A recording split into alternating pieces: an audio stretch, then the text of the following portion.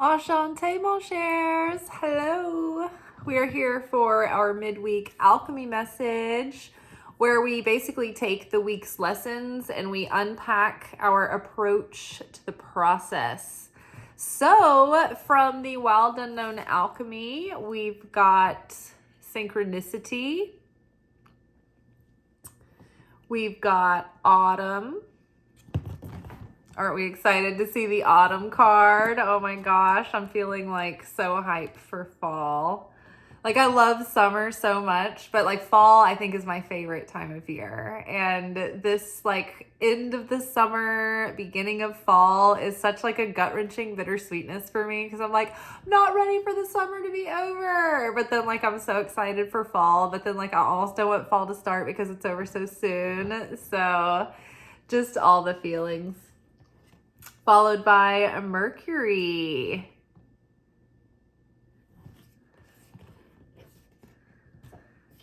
Underneath synchronicity, we've got 7 of Cups.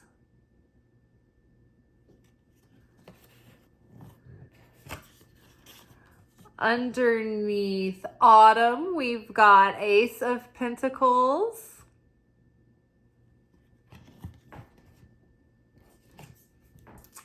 And underneath Mercury, we've got 4 of Cups. It's very exciting, very good. So I feel like there's overall, like the synopsis of this message would be that there are big things coming. There are like major like life cycles and like lessons that have gone on for years, patterns of lessons that have gone on for years, maybe decades. This is like coming to a culmination where we're like graduating from these patterns, these lessons, these cycles, and we're ending one phase and we're having like the fruits of that labor. The harvest is coming, but that's also planting a seed for a new beginning, right? It's like when at the end of the movie, the character's dream comes true, but it kind of leaves it open for a sequel, right? Because we're just at the beginning of a new adventure now. It's like the end of one chapter is finished and we're ready for the next chapter to begin, in which we start to live within the dream.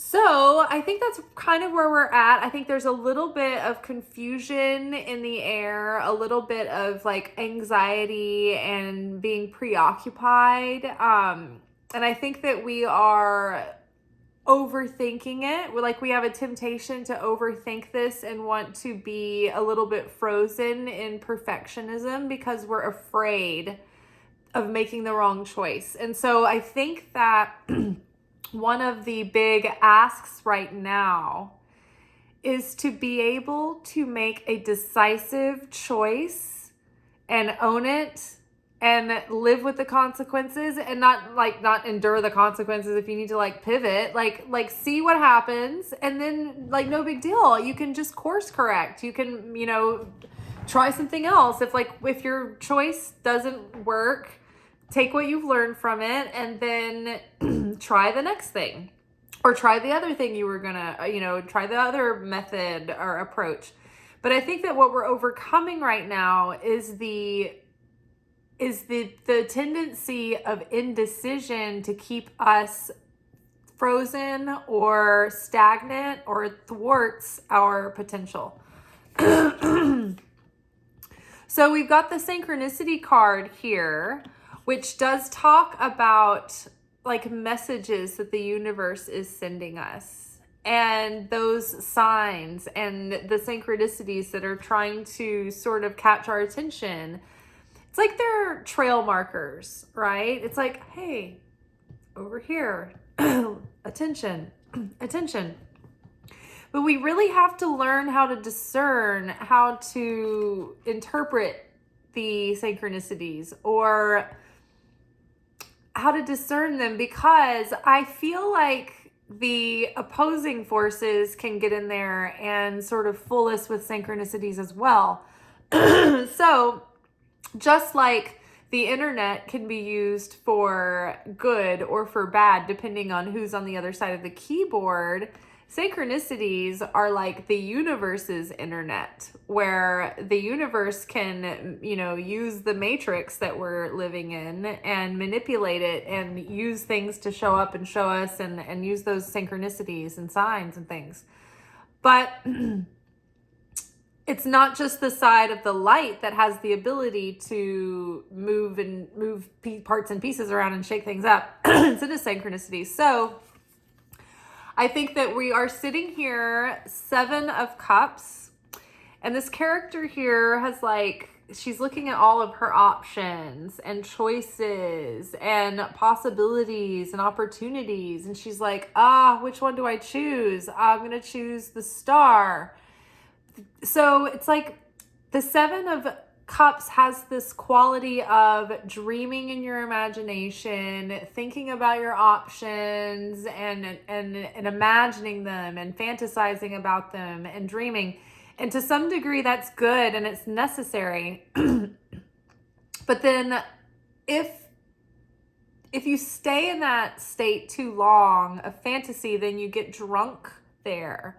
And you get drunk on the potential and you don't take action. So then you stay stagnant, and in your mind, you're living out these scenarios, but they're not actually, you're taking light and energy from just the imagination at some point, and you're not putting action into them. So I think that there is a part of us that's afraid of just making a decisive, a decisive choice and owning that choice and seeing how it goes.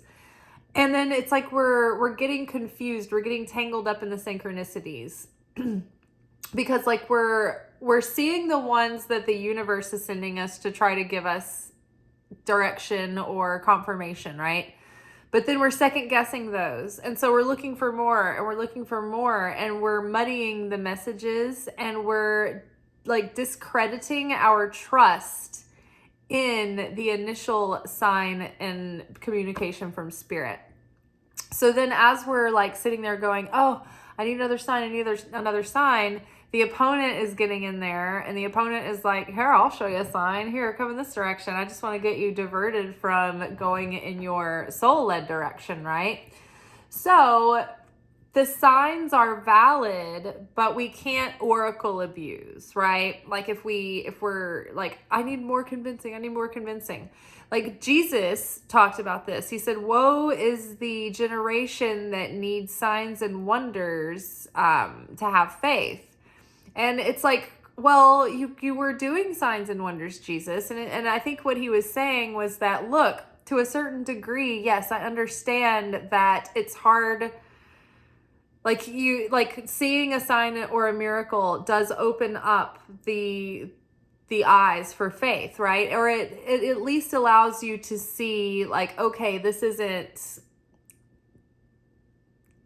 Jesus did signs and miracles so that people would know he was legit. So they would know I'm not just telling you I'm this person, I'm the Messiah, I'm not just some loon here. And because people would be show us signs and miracles. So the miracles Jesus knew to a certain degree were helping and positive in certain doses and in certain scenarios, but he was also intentional about doing that. And once, if they weren't necessary, he wanted people to be able to have faith and believe without demanding the signs, right? He wanted us to be able to have faith before we could see something come to fruition.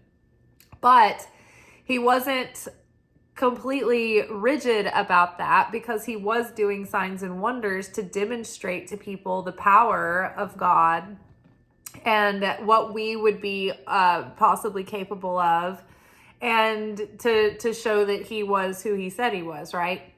So there's a balance, but when we go overboard and we're constantly needing that validation and reassurance, then it causes us confusion. It gets in the way of us being action-oriented and taking action and being decisive and just owning our choices.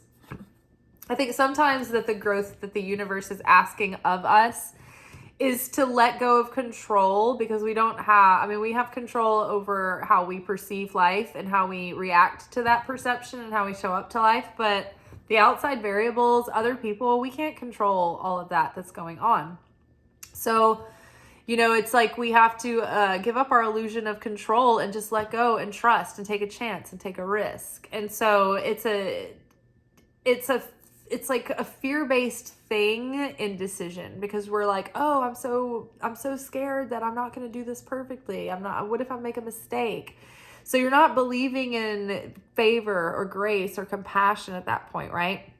So to relax the situation, surrender, trust the creator, let go and get quiet until you're no longer emotionally reactive, and then make the choice that is going to give you long-term value and long-term fulfillment.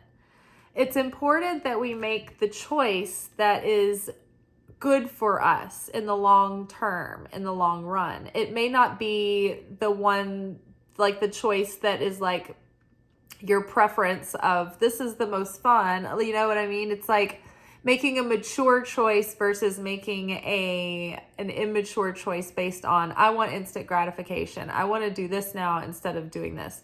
It's like, do I save my money or spend my money kind of thing, right? Instant gratification. It's like, I want to buy this. This will make me, you know, this will provide this for me for now. But if you forego that and you put your money aside, it's like you can invest that money into something like that will bring you long-term value.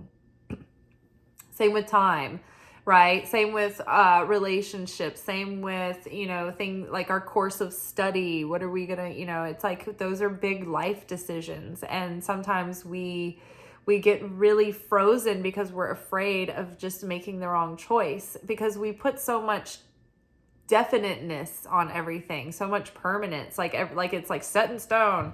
And I think that we just need to loosen up that rigid thinking or that fear-based thinking and say, like, we can always make adjustments later. Like, let's make a choice, see what happens, go with it, and make changes as needed. So moving through that block, taking action, being decisive, it's getting us into this next stage. And it's like in that next stage when we can be decisive and we can get out of fantasy land and actually take action. Because this card is reminding me a lot of Saturn in Pisces right now. Or Saturn in Pisces.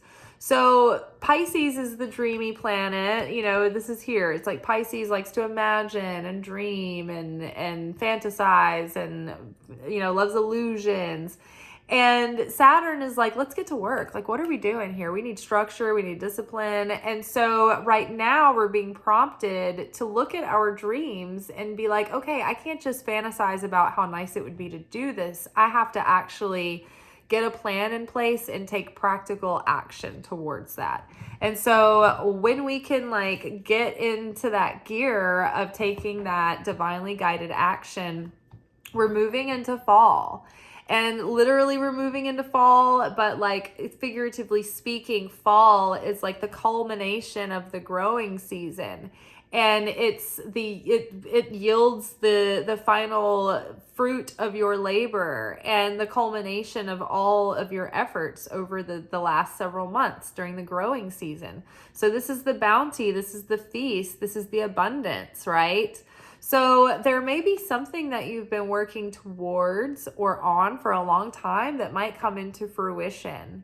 Or a long like held dream or like desire that like something you've always wanted for yourself or something you've always dreamed of, or maybe like different aspects of your life are falling into place and there's a bunch of different things that are coming into fulfillment that you've wanted and been working for a long time.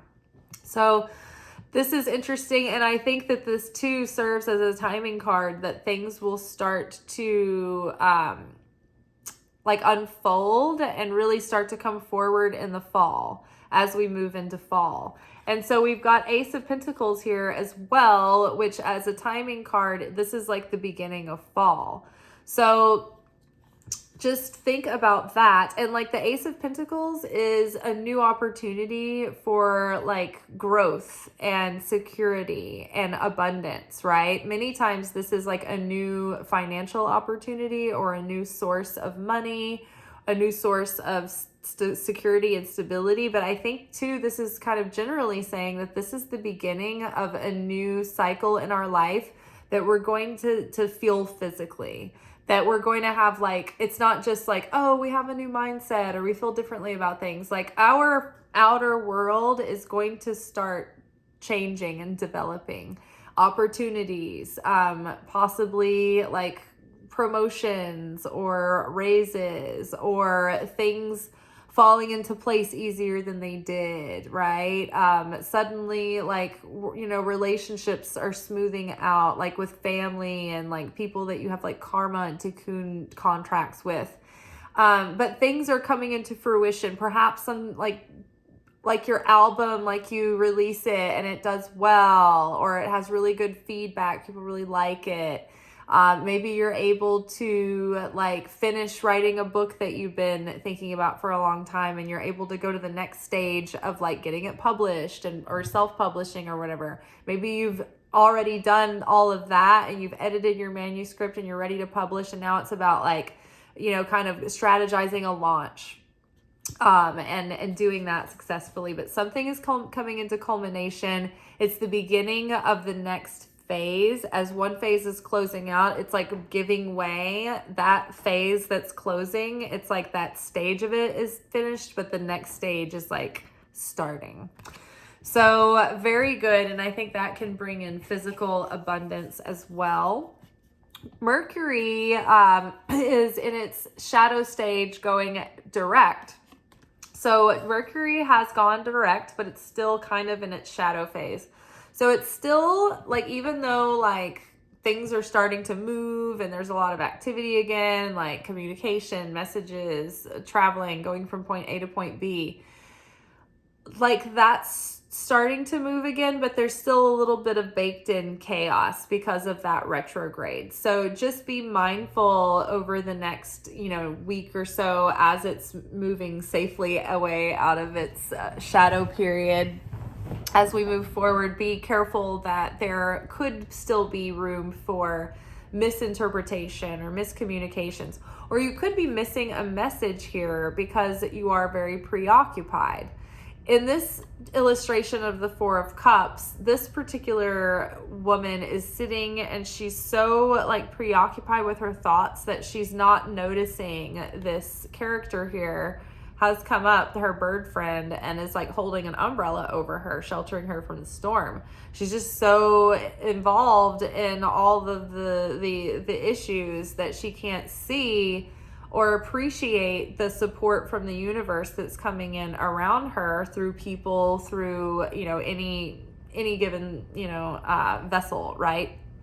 So recently, in the past couple of days in our readings, we've been talking about how the mother wound, or there's a divine feminine wound that shuts us off from receiving because things aren't done exactly the way that we think that they should be to be right, or we're not, like, it's like a perfectionistic criticism or judgment that's pushing away instead of appreciation and receiving. It's like overthinking, analyzing, tearing something apart, breaking it down, like nitpicking at the thing. It's like that Virgo tendency to be overly perfectionistic when it's like in that kind of like shadow side, the lower octave of Virgo, which pushes away the universe, right? It's like looking a gift horse in the mouth. Instead, we should be more like appreciative and receive in humility and in awe and joy, and then hone in specifics from there.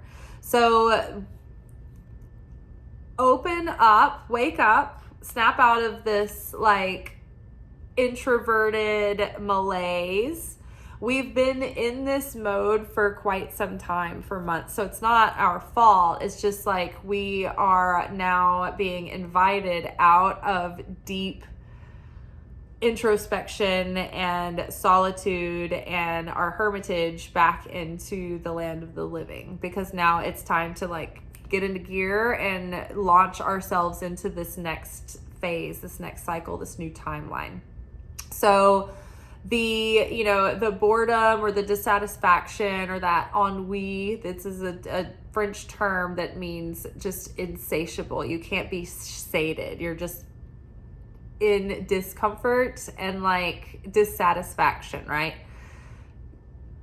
So this weird, like, kind of phase, this puberty from going like from one phase of our life to the next phase of our life, it's just had us in this, like, that's what I said, puberty. It's just like, it's an awkward phase of life. It's disgruntled. It's like, I'm neither here nor there. Like, I don't know what I'm becoming, but I'm changing and it's scary and I don't know where this ends, kind of thing. And so we're kind of snapping out of that. We're getting into the next phase, but there's some message that we're not getting, or there's something that's being missed, or we're not paying attention to because we're kind of just like so absorbed and preoccupied.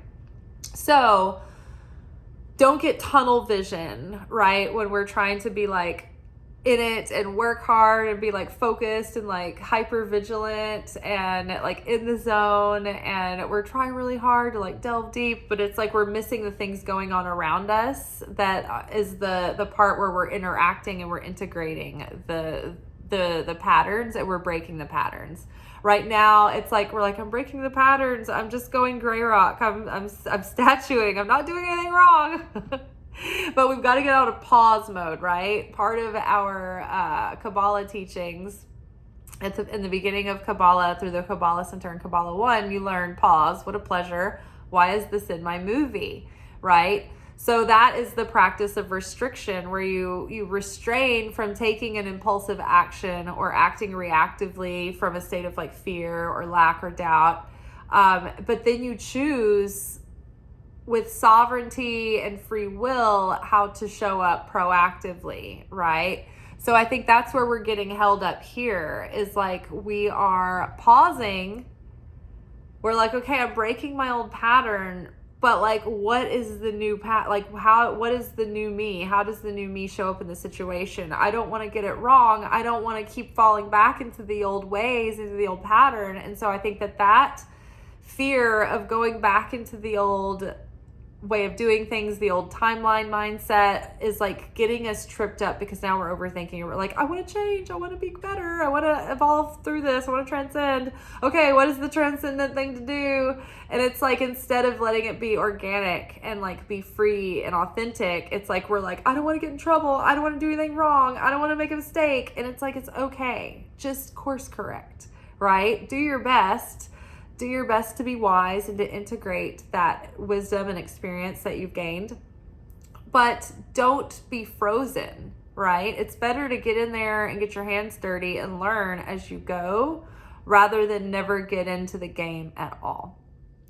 So don't let yourself freeze up by overthinking or being overly perfectionistic, or letting yourself get confused within the signs. Let the signs present to you in that obvious, like obnoxious level that they do, and take those in, and let your first impression be the thing that you take away from it. And all of the noise that follows up that like counteracts that, or is like causing you to second guess or be, confused or insecure, or like feeling like you're too afraid to make a choice, like just let that go. Let that go and trust the initial sign. Don't keep trying to go back for more and more and more signs, right? So we're not confusing ourselves, and we're not reading into things the wrong way or misinterpreting, right?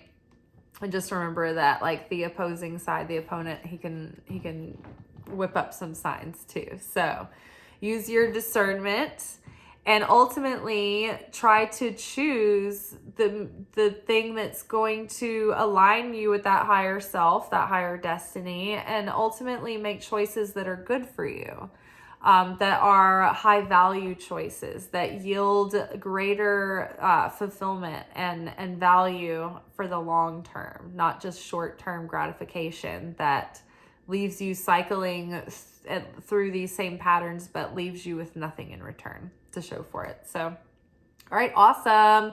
Well, I will talk to y'all tomorrow. We will be back for our weekly romance oracle reading. So until then, ciao.